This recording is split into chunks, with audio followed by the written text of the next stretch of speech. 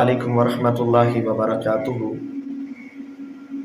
نہایت ہی قابل احترام سامعین اور ناظرین، آج آپ کی خدمت کے اندر محمد الرسول اللہ صلی اللہ علیہ وسلم کا بڑا ہی خوبصورت اور پیارا فرمان، جس کے اندر انشاءاللہ ہم سب کا فائدہ ہوگا۔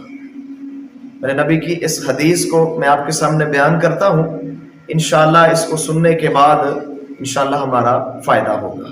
یہ ابن ماجہ کے اندر 3862 نمبر کے اوپر حدیث موجود ہے، اور ابو داؤد اور مسند احمد کے اندر بھی یہ حدیث موجود ہے۔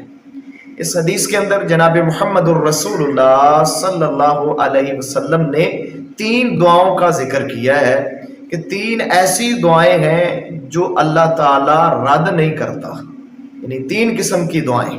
اللہ کے نبی فرماتے ہیں 3 دعوات، 3 ایسی دعائیں ہیں یستجاب لہن لا شک فیہن، کہ جن کی قبولیت میں کوئی شک نہیں ہے۔ یہ کون کہہ رہے ہیں؟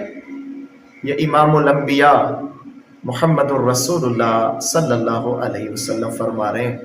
اللہ کے نبی فرماتے ہیں 3 قسم کی دعاؤں کے اندر کوئی شک نہیں ہے، اللہ تعالیٰ قبول فرماتے ہیں۔ پہلی کیا ہے؟ دعوت المظلوم، جو مظلوم کی دعا ہے وہ اللہ رد نہیں کرتے۔ اس لیے میرے محترم بھائیو، ہمیشہ مظلوم کی بد دعا سے بچیں، کبھی کسی کے اوپر ظلم نہ کریں، کسی کے اوپر زیادتی نہ کریں۔ کہیں ایسا نہ ہو جائے کہ وہ مظلوم بد دعا دے دے اور اللہ معاف کرے، جو ظالم ہے ان کا، جو ظلم کرنے والا ہے وہ تو برباد ہو جائے۔ اس لیے کوشش کریں کبھی بھی کسی کے اوپر ظلم نہ کریں، کہیں ایسا نہ ہو جائے کہ ظلم کی وجہ سے، ظلم کرنے کی وجہ سے مظلوم کی بد دعا کے مصداق بن گئے تو یاد رکھیے دنیا کے اندر بھی اور آخرت کے اندر بھی تباہ و برباد ہو جائیں گے۔ اللہ محفوظ فرمائے۔ اور آگے اللہ کے نبی فرماتے ہیں دوسری دعا یہ ہے ودعوت المسافر، جو مسافر ہے اس کی دعا بھی اللہ تعالیٰ رد نہیں کرتے۔ یہ اللہ کا خاص احسان ہے۔ سفر ایک تنگی کا نام ہے، پریشانی کا نام ہے۔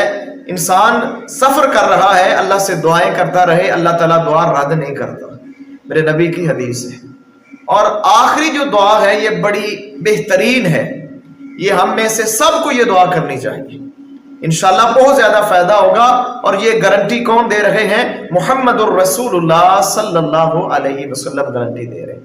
اللہ کے نبی فرماتے ہیں وَدَعْوَةُ الْوَالِدِ لِوَلَدِهِ، کہ والد کی دعا یا والدہ کی دعا اپنی اولاد کے حق میں یہ کبھی اللہ رد نہیں کرتا۔ تو میرے محترم بھائیو، خدا کے لیے اپنے بچوں کا نام لے لے کر، اپنے بیٹوں کا، اپنی بیٹیوں کا نام لے لے کر اللہ سے مانگیں۔ اور سب سے بڑی جو بہترین دعا ہے میرے محترم بھائیو، وہ سورہ فرقان کی وہ دعا بڑی خوبصورت دعا ہے کہ ربنا ہب لنا من ازواجنا وذریاتنا قرۃ اعین وجعلنا للمتقین اماما۔ یہ دعا بھی ہے، یہ وظیفہ بھی ہے، قرآنی دعا ہے، قرآن کا یہ وظیفہ ہے، اور الحمدللہ اس کا میں نے خود تجربہ کیا ہے۔ اللہ کی توفیق سے گھر میں آپ کو اہل و عیال کی طرف سے سکون ملے گا، اللہ تعالیٰ آپ کو انشاءاللہ رحمتوں سے نوازے گا۔ آپ کی جو بیوی ہے، آپ کی جو اہلیہ ہے، اللہ اس کو بھی نیک بنا دے گا، اس کو بھی آپ کی آنکھوں کی ٹھنڈک بنا دے گا، اور آپ کی جو اولاد ہے، آپ کے بچے ہیں، انشاءاللہ وہ بھی نیک ہو جائیں گے اور وہ بھی آپ کی آنکھوں کی ٹھنڈک بن جائیں گے انشاءاللہ۔